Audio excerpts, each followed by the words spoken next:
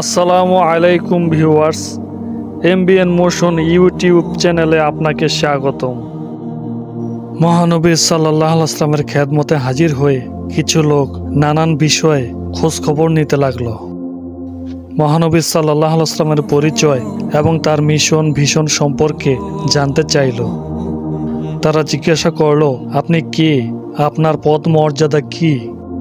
প্রথম প্রশ্নের জবাবে রাসূলুল্লাহ সাল্লাল্লাহু আলাইহি ওয়াসাল্লাম বলেন, আমি আব্দুল্লাহর ছেলে মুহাম্মদ। আর দ্বিতীয় প্রশ্নের জবাবে বলেন, আমি আল্লাহর বান্দা ও তার রাসূল।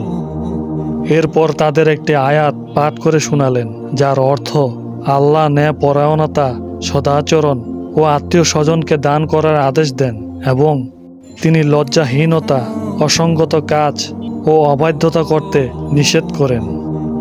তিনি তোমাদের উপদেশ দেন যাতে তোমরা স্মরণ রাখো। সূরা নাহল। এই আয়াত শুনে প্রতিনিধিরা মোহিত হয়ে পড়ল। তারা আবার আয়াতটি শোনার আগ্রহ প্রকাশ করল। নবী সাল্লাল্লাহু আলাইহি ওয়াসাল্লাম বারবার আয়াতটি তিলাওয়াত করতে লাগলেন আর তারা শুনে মুখস্থ করে ফেলল। ফিরে এসে তারা গোত্রপতি আকসাম বিন সাইফের কাছে রিপোর্ট পেশ করল।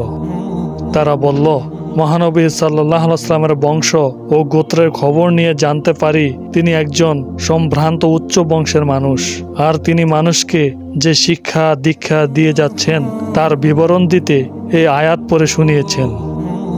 আয়াতটি শুনে আসাম বিন সাইফি গোত্রের লোকদের সম্মুখে মন্তব্য করে বলল, আমার বিশ্বাস এই নবী মানুষদের উত্তম চরিত্র অর্জন এবং মন্দ কাজ থেকে বিরত থাকার দীক্ষা প্রদান করেন।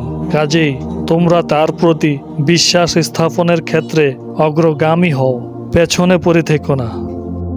পবিত্র কোরআনে ইরশাদ হয়েছে, আল্লাহ ন্যায়পরায়ণতা, সদাচরণ ও আত্মীয় স্বজনকে দান করার আদেশ দেন এবং তিনি লজ্জাহীনতা, অসঙ্গত কাজ ও অবাধ্যতা করতে নিষেধ করেন। তিনি তোমাদের উপদেশ দেন যাতে তোমরা স্মরণ রাখো। সূরা নাহল। এই তিনটি অর্জনীয় গুণের কথা প্রসিদ্ধ তাফসীরকার আল্লামা মুহাম্মদ রহমতুল্লাহ আলাইহি উক্ত আয়াতের ব্যাখ্যায় লেখেন, আল্লাহ তাআলা প্রধানত এখানে তিনটি বিষয় আদেশ করেছেন: আসল তথা মধ্যম পন্থা অবলম্বন, ইহসান তথা একনিষ্ঠ ইবাদত, স্বজনদের মধ্যে পান যা উত্তম চরিত্রের সোপান। এরপর এই তিনটি অর্জনীয় গুণের বিপরীত তিনটি বর্জনীয় স্বভাবের আলোচনা নিয়ে এসেছেন, যাতে মানুষ এইসব নিকৃষ্ট স্বভাব থেকে নিজেকে পবিত্র করতে পারে। বেহায়াপানা, যা মধ্যপন্থার সম্পূর্ণ বিপরীত, কারণ কাম রিপুর বাসনা পুরা করতে গিয়ে চরম পন্থা অবলম্বন করাই বেহায়াপনা ও লজ্জাহীনতা। পাপ কর্ম, যা ইহসান তথা নেক আমলের বিপরীত, কারণ নেক আমল দ্বারা আল্লাহর নৈকট্য লাভ হয় এবং মানুষের মধ্যে গ্রহণযোগ্যতা বৃদ্ধি পায়। পক্ষান্তরে পাপের কারণে আল্লাহ তাআলার সঙ্গে দূরত্ব তৈরি হয় এবং লোক সমাজে গ্রহণযোগ্যতা হারায়।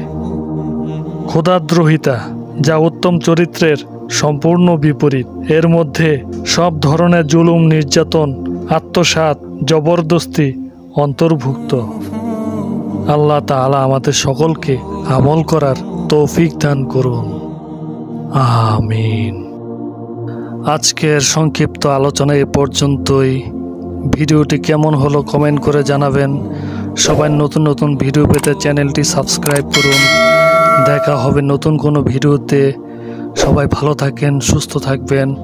আসসালামু আলাইকুম ওয়া রাহমাতুল্লাহ।